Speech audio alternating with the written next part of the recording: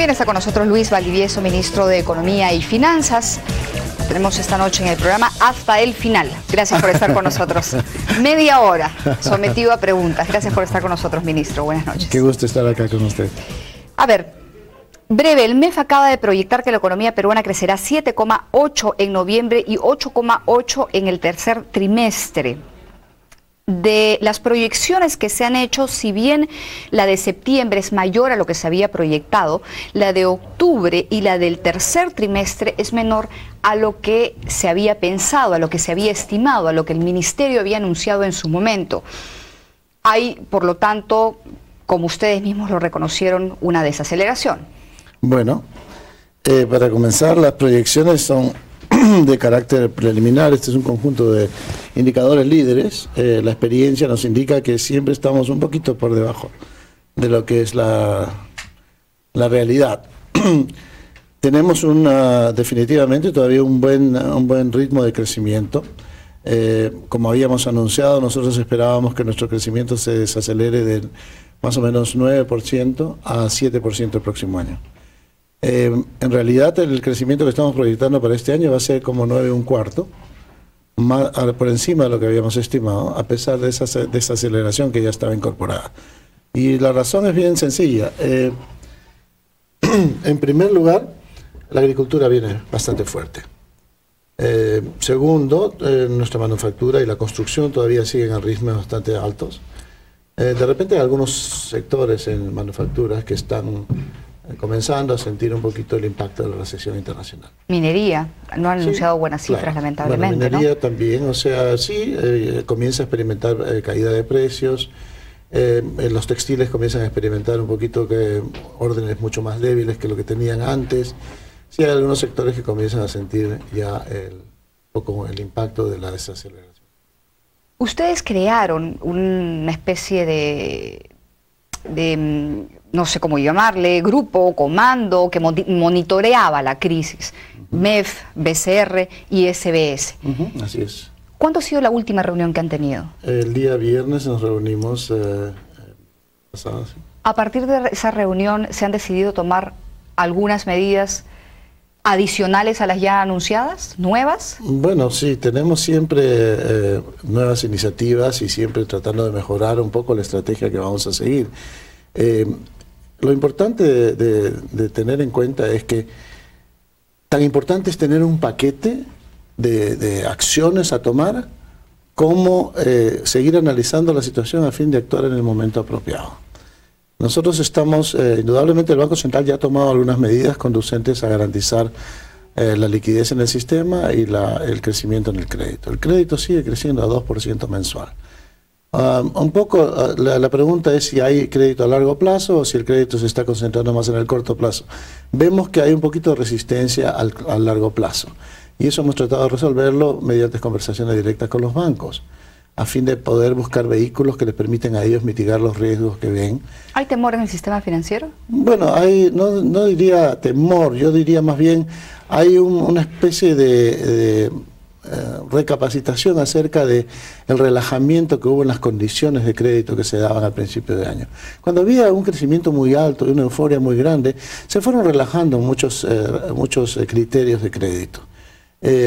Pero como bien han dicho muchos representantes de bancos, ahora están reevaluando un poco si vale la pena introducir y volver a los criterios anteriores. Si sumamos lo que usted dice, digamos una cierta reserva de los bancos, un poco pararse, ver lo que ocurre, por lo tanto una digamos probable disminución de las expectativas del crecimiento del crédito a largo plazo, más las medidas que tomó el BCR a principio de año. Algunas de ellas se han revertido, pero no del todo. Algunos analistas salieron a decir que el BCR debía volver a lo que era antes de incrementar, de mover el encaje y hacer algunas modificaciones para restringir el crecimiento del crédito. ¿Usted también es de los que opina que deberíamos volver al inicio? Bueno, sí, eventualmente se va a llegar a eso, indudablemente todo tiene que dirigirse hacia eso.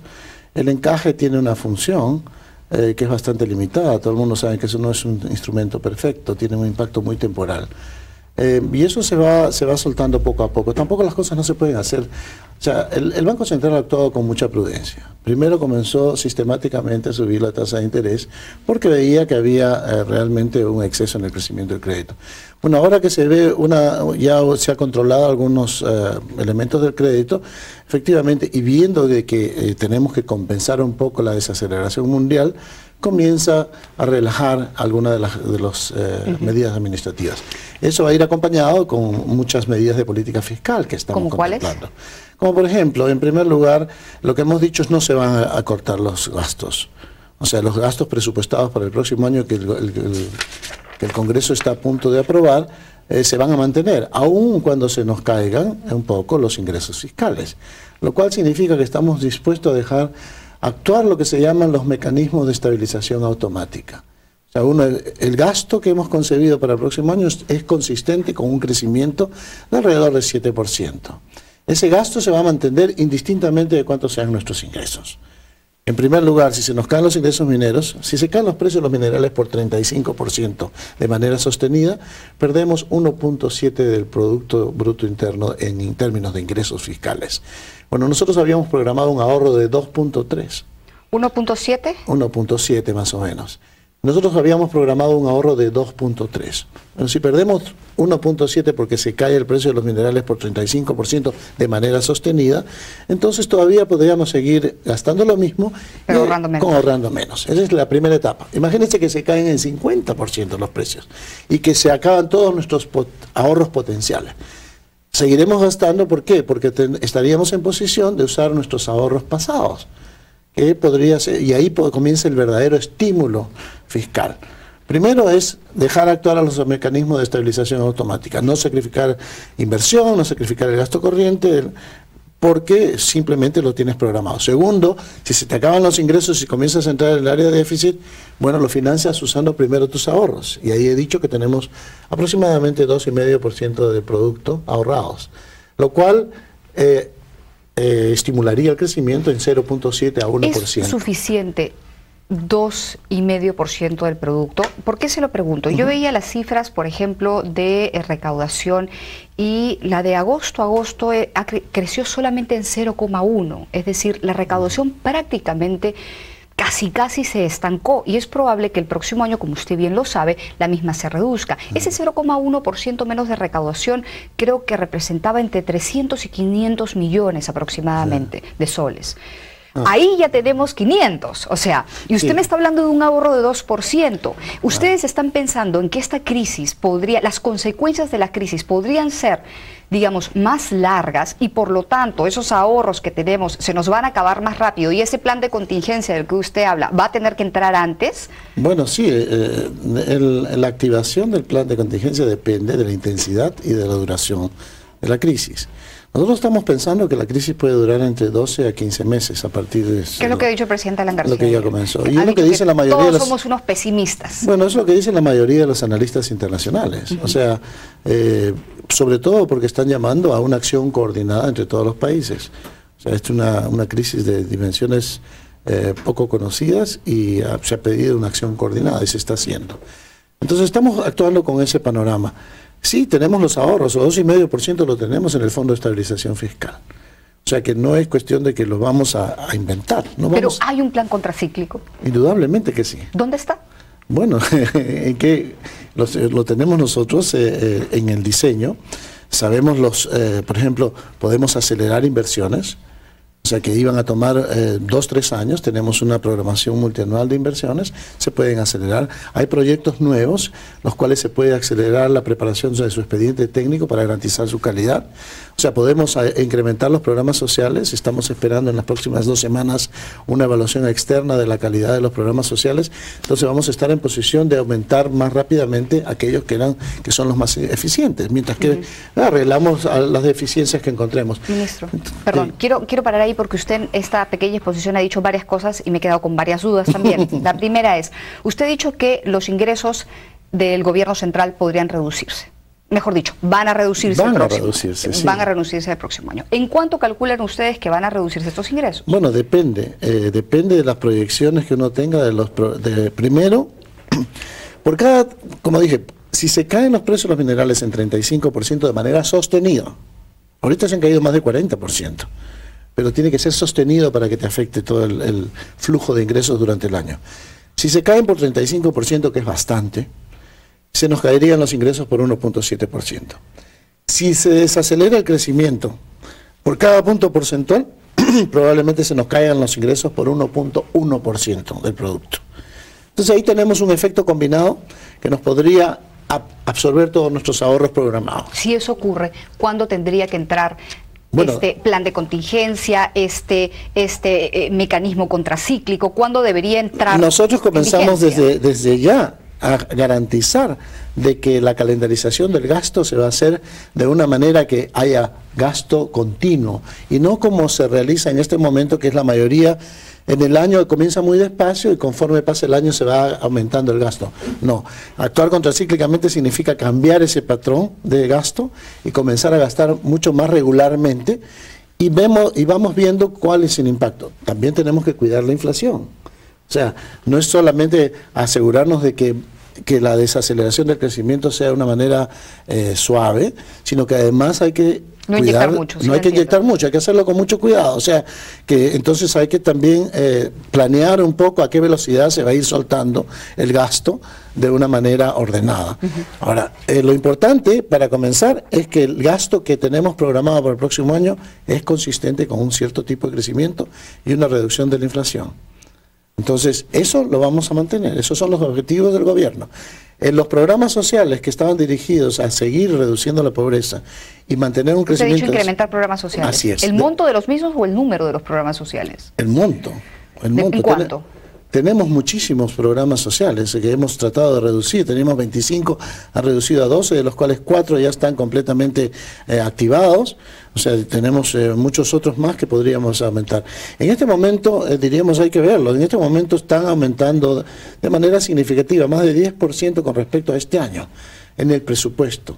De ser necesario, vamos a hacer programas más específicos, pero en este momento diríamos, no le puedo decir cuánto, pero lo que sí le puedo decir es que estamos listos a actuar en el momento en que notemos los indicadores líderes que usted ha mencionado, nos indican que todavía hay un momento de crecimiento importante. Pero, por ejemplo, ya tenemos por primera vez en mucho tiempo un déficit comercial, 15 millones de dólares en septiembre.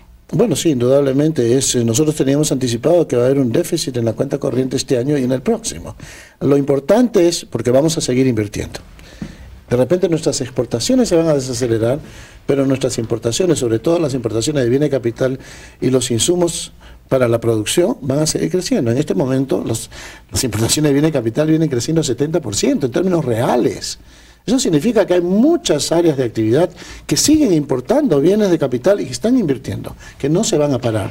Tenemos 17.000 millones de dólares en inversiones grandes que ya comenzaron y que no se van a parar. A ver, hablando de inversiones, hago un paréntesis y le pregunto sobre el reglamento de las APPs. Un reglamento hartamente criticado, un reglamento que básicamente el mensaje para muchos de este reglamento era que no había, digamos, una mayor intención del gobierno de hacerlo atractivo, de convocar a la inversión privada, dado que lo menos que quería, al menos ese era el pensamiento Carranza, lo menos que quería el gobierno era, digamos, arriesgarse a avalar, a invertir, a dejar, digamos, y lo que se quería, por lo tanto, era dejar todo el riesgo al privado, pero digamos, para ser atractivo el reglamento habría que cambiarlo, era la opinión de muchos. ¿Ustedes están revisando ese reglamento? ¿Van a motivar un cambio realmente importante como para, digamos, motivar, para la redundancia, la participación de los privados? Por supuesto, esa es la idea. Porque más que nunca van a pedir que el Estado esté ahí.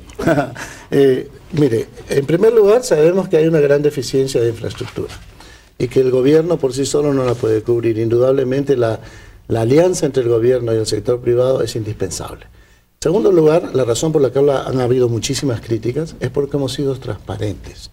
Hemos prepublicado el reglamento a fin de que el sector privado tenga la oportunidad. Como debe ser, por supuesto.